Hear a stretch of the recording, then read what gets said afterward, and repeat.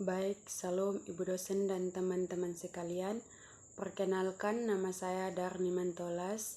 Saya mahasiswa Universitas Nusa Cendana Kupang, program studi pendidikan jasmani kesehatan dan rekreasi semester 5. Baik, pada kesempatan ini saya akan menjelaskan materi tentang peranan sekolah dalam mengembangkan tugas-tugas perkembangan siswa.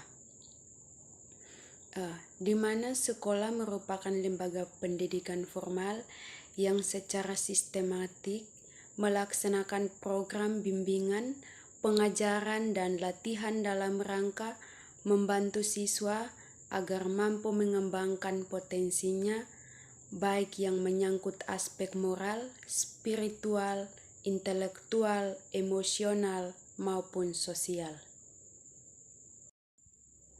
Jadi, mengenai peranan sekolah dalam mengembangkan kepribadian anak, sekolah merupakan faktor penentu bagi perkembangan kepribadian anak, baik dalam cara berpikir, bersikap, maupun cara berperilaku.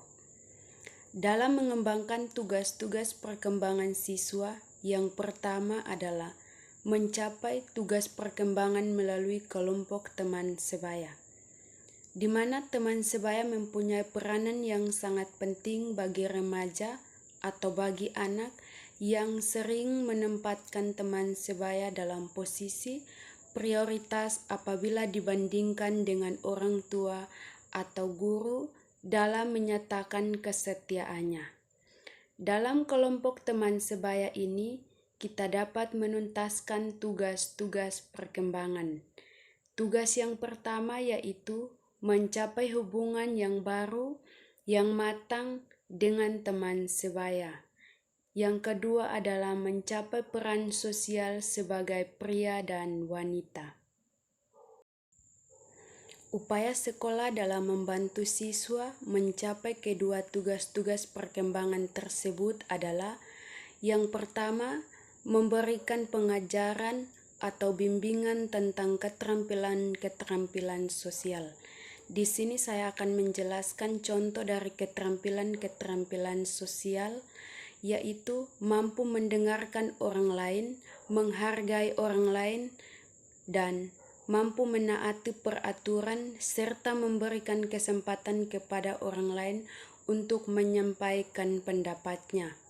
Dan yang kedua, memberikan kesempatan kepada siswa untuk aktif dalam kegiatan-kegiatan kelompok, contohnya kegiatan ekstrakurikuler dan kegiatan OSIS, di mana memberikan kesempatan kepada siswa untuk mengembangkan minat dan bakatnya. Yang ketiga adalah membimbing siswa tentang hidup demokrasi atau berteman secara sehat. Di sini saya akan memberikan contoh membimbing siswa tentang hidup demokratis atau berteman secara sehat, di mana bimbingan berkualitas dari pihak pengajar, kerjasama dari pihak pengajar, fasilitas yang menunjang minat dan bakat siswa. Yang kedua adalah mencapai perkembangan kemandirian pribadi. Dalam mencapai perkembangan kemandirian pribadi, maka kita harus melaksanakan tugas-tugas perkembangan, di mana tugas-tugas perkembangan itu yang pertama menerima keadaan fisiknya dan memanfaatkannya secara efektif. Saya akan memberikan contoh dari poin pertama, yaitu kita sebagai calon seorang guru, maka kita harus mempunyai energi yang berlimpah secara fisik dan psikis yang mendorong mereka untuk berprestasi dan berkreativitas. Yang kedua, mencapai kemandirian emosional dan orang tua atau orang dewasa. Yang ketiga, mencapai jasmania kemandirian ekonomi. Contohnya, berusaha untuk menjamin diri sendiri tanpa bantuan dari orang tua atau tidak tergantung pada orang tua. Yang keempat, memilih dan mempersiapkan suatu pekerjaan.